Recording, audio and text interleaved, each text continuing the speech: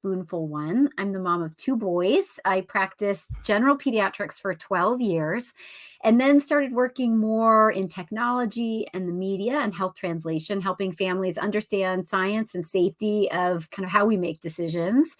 So Stacy is here as well from Spoonful One, and she'll be in the chat, really just answering any questions. I love all the hellos. Hello, everyone, you guys. Awesome.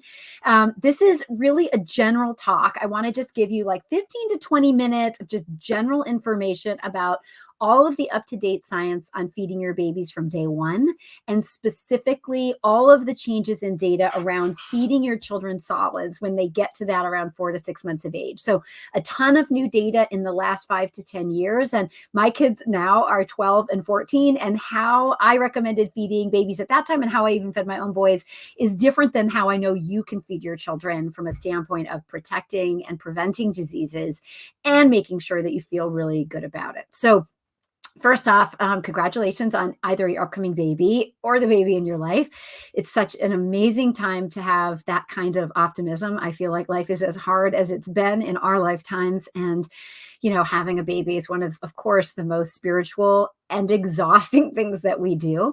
From the very beginning, I want you to know, you will likely make the decision on your own about breastfeeding, mix feeding with breast milk and formula, or formula feeding. And I just want to be very clear that any choice is great, that a well-fed, happy baby is a healthy baby.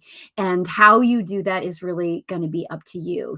There is some benefit to breastfeeding, both from a standpoint of mom's physiologic health in some ways, and of course in the immune properties that we can't kind of manufacture in formula. And that being said, my babies got a lot of formula because I was unable to provide them that breast milk, and I know that that was really great nutrition for them. There are lots of choices for you today on formula and lots of help that you can get from your pediatrician if you need it. But the bottom line is you should feel great about whatever decision is best for you, for your mental health, and for your unique family situation. I'm so sick and tired of that very hard-heading breast is best only. Breast is great, as is formula, as is a combination, especially for those of us who also have careers outside the home that can sometimes make breastfeeding more difficult. So bottom line, great. Now, exactly, that allergen information has changed, and that's right. So what Sarah Scott just wrote is exactly right, that in 2015, a lot of data was published that really changed the game. So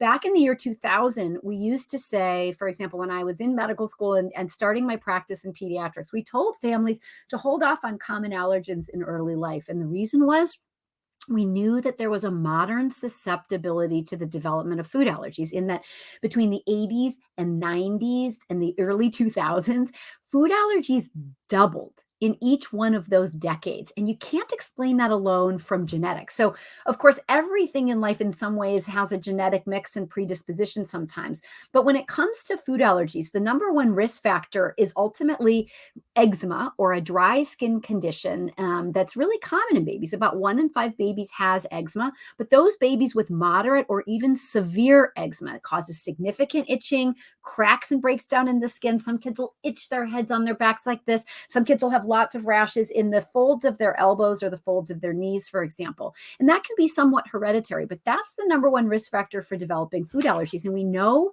in some ways that part of why that risk factor is there is that as babies are growing up, their immune system is open in a way in early life that it isn't later on. And it's learning all about the environment around them. And that includes, from bacteria and fungus and parasites and mold, and actually all the good biodiversity that you get when your kid plays in the dirt that we want them to do. They also get it from the diversity of food. And the way that the body wants to learn about food is through the tummy. And we don't want kids to first get exposed to food particles through their open and broken down skin. So number one risk factor for food allergy development is eczema. But I want to go back to the beginning of just like when you're starting feeding. So talking a little bit about breastfeeding, talking about formula, that's up to you. Bottom line is, get the support you need from your pediatrician and from those people in your life to make sure you feel good about the choices with what you've decided is best for you and best for baby. And then vitamin D is recommended for all babies here in the United States. Now, especially as we come into the darker months, the more farther north you live as well, we know the higher risk for vitamin D deficiency in babies and in moms. So if moms are breastfeeding, of course, they need to continue those prenatal vitamins. And a quick reminder of why. Babies will basically pull all that breast milk from you and pull all the vitamins from you. So when mom's taking prenatals, it's not exactly for baby, it's to make sure that mom is replenishing her own vitamin supply. But even if your baby is formula or mixed formula feeding, we want each baby to get 400 international units of vitamin D. And you don't have to remember that number. It'll be on the bottle for vitamin D, or your pediatrician can review it with you. And ideally, it's kind of every day that you want to get your baby vitamin D, especially during these winter months and even in the early spring months. So fall, winter, and spring, especially every day getting supplemental vitamin D. We know it's a mediator in the immune function of anything everybody's tuned into right now. It's how well our immune systems work. And we know it also even is a really strong mediator, in bone health. And that's the really number one reason that we recommend it. And then it's just a liquid diet for the first 4 months. We know there's no benefit to starting any solid or complementary foods before the age of 4 months. So many studies out there that have been published. Babies don't sleep longer through the night with cereal. Babies don't sleep longer if they start solid foods. And we know from some studies, for example, that if you start solid foods before babies are 4 months, there is some potential increased risk of overweight or kind of metabolic changes in babies. So we don't recommend any solids before that. Then it's a combination of saying, okay, mom has to be ready to start solids and baby has to be ready to start solids. And you both have to be ready to start solids. And I want to explain what that means. Mom needs to be ready. If she's exclusively breastfeeding and you are absolutely hot on the idea of making sure you do exclusive breastfeeding until 6 months, that is great. And you can do that with supplemental vitamin D. And some pediatricians will recommend supplemental iron if between 4 and 6 months you don't start any solids, because breast milk doesn't have quite enough iron to support baby after 4 months. And we know the vitamin D is great. And that is your diehard wish and goal, and you and your baby work that way. Hallelujah, go do it all you want. However, the other thing that you have to think about is, when is baby ready? And baby, she or he is going to tell you that they're ready by a couple of things. So first and foremost, it's kind of this like psychosocial readiness where babies literally tune into what you're eating. So if you have a delicious, like, I don't know what it is, pizza or like steak salad or whatever you think is really aromatic and delicious, babies will literally like watch the food and watch it go to mom's mouth, and watch the food and watch it go to mom's mouth. And some babies will even like lick the air because they'll like smell the food in the room, and maybe your family's at the table eating and they're like, this is amazing smelling, I want some of that. That's one sign of readiness. Other signs of readiness that babies need to have before you start solids: they need to have pretty decent head control. So around 4 months, babies will they'll have a little bobbly, but not so much. They'll be able to keep their head upright when you're kind of propping them on your lap. And then also babies need to have some truncal stability. So if they're sitting in a bumbo chair or sitting on your lap, they don't have to sit perfectly independently to start solids, but they need to be able to keep their body upright that way. And that helps them control their airway and control that what's called involuntary swallow reflex that starts right when food gets to the back of the throat and kind of goes down into the esophagus that way. Once they've got all those developmental ready signs, that's great. The other thing that babies will do when they're ready is you'll put food in front of them, or you'll offer them food and they're going to kind of palm it into their mouth if you're doing baby-led weaning, and they'll open their mouth for you. That's another sign. If they're doing this, you just need to really respect them. You never want to push anything through a closed baby's mouth. And babies will do all sorts of amazing things when you put food in their mouth. I mean, one statistic that I think really helps families understand the expressions that babies give you is that babies have about 3 times the amount of taste buds that you and I do in kind of earlier middle adulthood. So, as we get older, we lose our taste buds and not all of them regenerate. And so like things like for us, if we ate a little zucchini, we'd be like, yeah, it's okay. But like to a baby, it's like, what? Like it may taste amazing. So you'll see these like big eyes, you'll see these grimaces, you'll see them kind of shiver and shake sometimes because something is both texture is overwhelming, sometimes the flavor is overwhelming, and that's okay. You never need to add any spices. That being said, you're welcome to add some like cardamom or cinnamon or what have you, but you never need to, because the natural flavor of whole foods will taste so delicious to your babies. You never need to add added sugar, and you never need to add salt to your baby's diet. In fact, we make sweet tooths and we make salt tooths in our families.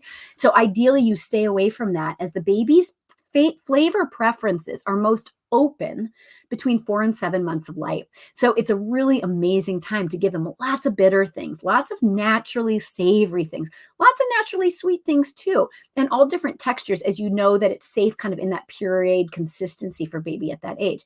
And then we get into where the data and the new research from around the world is so important. And that is, as you're starting to feed your babies, right, you really want to make sure that you are getting them a wild amount of diet diversity.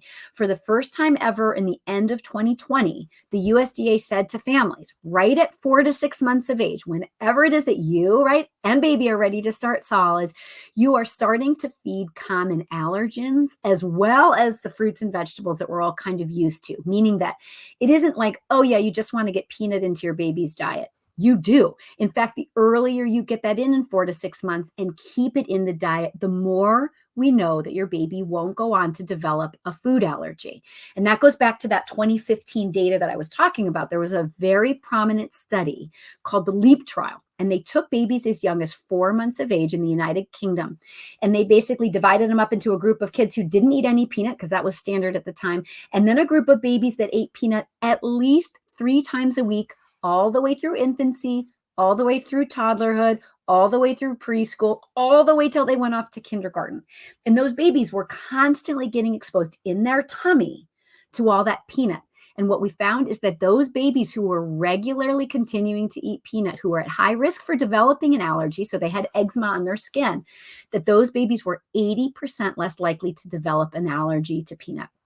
Then more studies looked at egg. Then another study called the EAT trial, which was published in the New England Journal of Medicine in 2016, looked at the safety of feeding things like fish, sesame, peanut, milk, egg directly to the baby right at even as young as 3 to 4 months, and then continuing to feed those at least a couple times a week all through that time. And those moms and dads who were able to get those foods in had a protective effect against development of allergy. But only like 30% of those families could get all those different common allergens in regularly. And that is in part of why, I now work with Spoonful One. So Spoonful One is really founded by Dr. Kari Nadeau, who's my colleague, and she's the co-founder of Spoonful One. And what Kari did is that, she runs the Allergy and Immunology Center at Stanford University. She was taking care of all sorts of kids with multiple food allergies. We know 6 million children in the United States have a diagnosed food allergy. That's 8% of all children, 1 in 12, basically, which means that that's like 2 children in every American classroom has a diagnosis of a food allergy today. And this just, of course, wasn't true when I was growing up in the 70s and 80s. And we know has been doubling each of these decades, like I had told you before. But she also really recognized that diversity of food was really important in early life. She studied 450 babies at Stanford, where some babies and children got one food, some babies every day got 2 different foods, and then 3 different groups of kids got a mix of 10 different allergens at really small amounts, a moderate amount, and a larger amount. And after a year, she drew all of their blood and found that it didn't matter if it was just a little amount or even a bigger amount of 10 mixed allergens, that those kids who are eating all that food diversity, all that allergen every single day through their tummy, had a totally different shift in their immune profile, meaning they were much less likely to be allergic. And so the goal in some ways for you guys is to say, you get to pick whatever first food you want. So if you want it to be avocado, or you want it to be peaches, or you want it to be pureed turkey, it doesn't matter. Whatever your first food is for your baby is great, totally up to you. But then you want to make sure you're getting as much diet diversity and protein diversity to common allergens into your baby's tummy every single day. So I love for you guys to think of this, that right at 4 to 6 months of age, you start putting in foods. And sometimes families will feel really good doing one food at a time. And that's great, as long as you don't go slow. So if you want to do one food at a time because it gives you a sense of control, I'm totally great with that. But then I want you to think of okay, I'm going to do 100 new foods in 100 days. And there are lots of websites that help families do that now. And I love that concept. And then it's really thinking, okay, but it's not just, of course, that I feed my baby peanut on a Tuesday when they're 6 months of age and this is over. Yeah, it's good because they eat the peanut, they're not allergic to it. Great. But the immune system wants to be exercised. So just like if you think of how a vaccine goes in and then we do a booster dose, we're hearing a lot about that, right? Part of the reason is you're retraining your immune system when you do that. You're reminding it, right? By saying, okay, here's this protein. So you want to get that peanut in over and over again. You want to get cashew in over and over again. You want to get egg in over and over again. You want to get fish, shrimp, all the hazelnuts, soy, sesame, all those foods that are common allergens. You want them in over and over again. So after Dr. Nadeau, did her research at Stanford, she founded Spoonful One basically to just make sure that the world didn't wait. That, when we go shop at Target or you go to the grocery store, right? You look at the baby food aisle, there isn't a lot of allergens in those foods. In fact, we did an inventory and found that the only two ingredients we could find in baby foods that were common allergens was some baby foods had some dairy in it and some baby foods had some wheat in it. And that's great. But we want to get nuts and tree nuts and peanuts and soy and sesame and fish and shellfish. So Spoonful One was developed, comes in all these different forms, but it's basically a combination of 16 different foods in precise amounts from the research studies that Dr. Nadeau did at Stanford. And in each one of these serving sizes, it's got 30 milligrams, which doesn't mean much, but it's like a little piece of a peanut. It's like that little nubbin when you pop open the peanut and there's that little nubbin. It's like about that much peanut, that much hazelnut, that much cashew, that much salmon, that much cod, that much shrimp, all blended into a little powder. And I'll show you, it can come in little stick packs as well. And the goal is just to say, you guys feed your babies however you want. You could do this with table food. If you can get all these different food groups into your baby's baby food every day, do it. But Spoonful One is there to just kind of back you up if you want. So this is one single serving for a baby. I'm going to open it. So 16 different of the most common allergens in the United States for kids. So it's got all the tree nuts, peanut, basically cod, salmon, shrimp, sesame, soy, wheat, egg, right? Dairy. And what you do, I'm going to just show you how much it is. Not very much. And it's designed not to take over a meal, not to get in the way of breastfeeding, not to get in the way of any of your meal. So it's a little bit of powder like that. You mix it into a little pancake that you make for baby. You mix it into pureed applesauce. You mix it into pureed mango, whatever you want.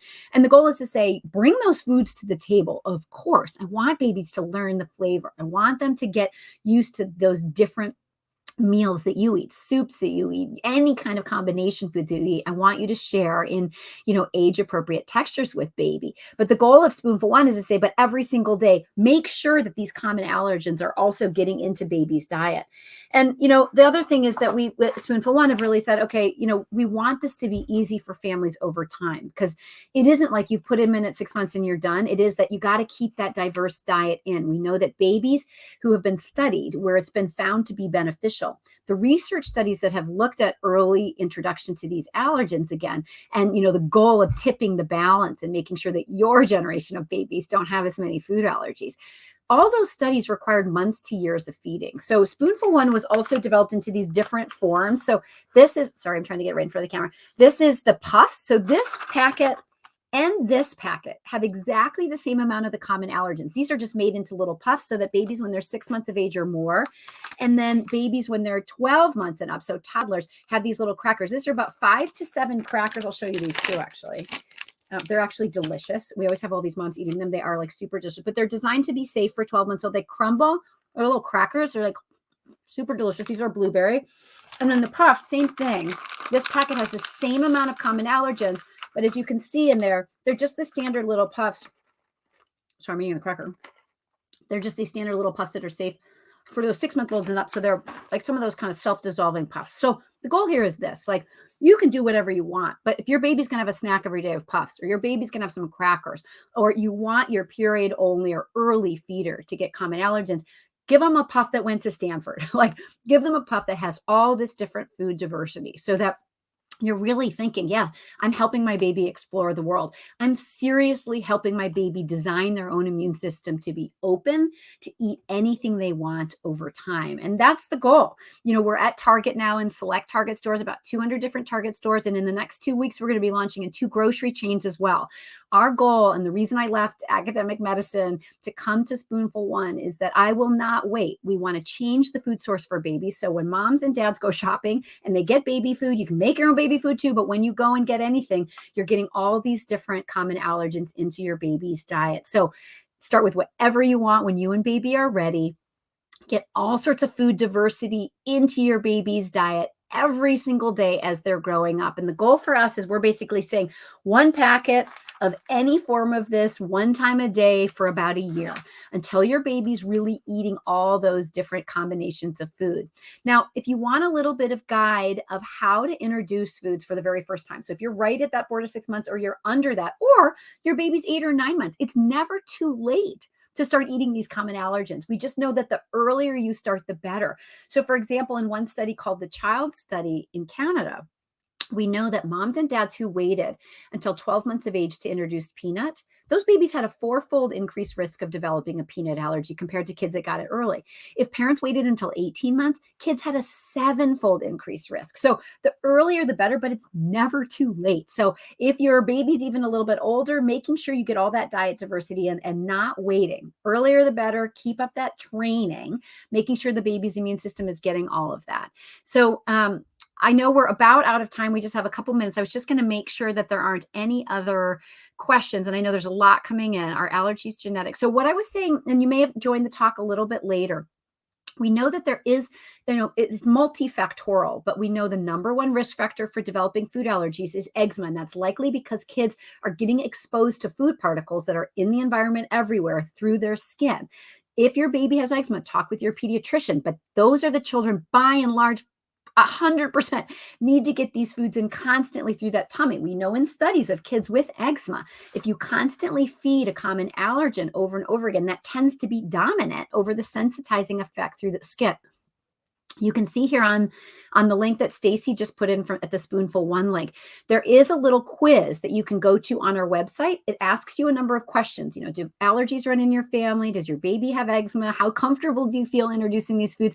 And we'll develop a whole plan. Some families will want to just put Spoonful One in their baby food right from day one. Some families want to say, oh, I'm going to try peanut on its own and egg on its own and dairy on its own and then do Spoonful One. Some families are like, I want to get every single one of those common allergens in and then start Spoonful One, so you keep them in. And you can print out a PDF and it'll give you 3 different choices of food each day on a kind of introductory plan over a month time period. So you can really not go too slow, get all that food diversity in, and then keep it in that way. And you can get Spoonful One online at just spoonful1.com. You can get it at Amazon. You can get it at about 200 different Target stores, which you can see on our webpage. And then we're going to be coming into multiple grocery stores this year as well. So bottom line is you can love to feed your baby the foods that you guys love. The one thing you have to be is pretty intentional about making sure you're getting all these different foods in and keeping them in as your children grow up. I mean, as we're adults too, we know that, half of food allergies develop in adulthood. So there's probably something about this modern environment that's put us all a little bit at risk. And the more food diversity we get, the more whole foods that we eat from all over the spectrum of foods, the better we're all going to be. So check us out at spoonful1.com. I'm also on Instagram at Dr. Wendy Sue Swanson, just Dr. Wendy Sue Swanson, my full name. Spoonful One is there as well. We share lots of educational and little tidbits. And then, of course, on our website, on the research page, you can see a lot of the research that I've just discussed in this talk, and reach out to us at any time and we'll answer those questions. So if mom is allergic or someone in family is allergic to peanut, your baby's at a slight increased risk for developing allergies. 2 out of 3 children, though, with food allergies don't have a parent with one. So absolutely, if you've got a family history, we want you to make sure you get that early introduction in and you keep all that food diversity in. That baby's immune system can learn to tolerate all these different foods. So enjoy your beautiful children. Enjoy this amazing time in your life. And we'll be here for you if we can answer any more questions online. And thanks so much for having me.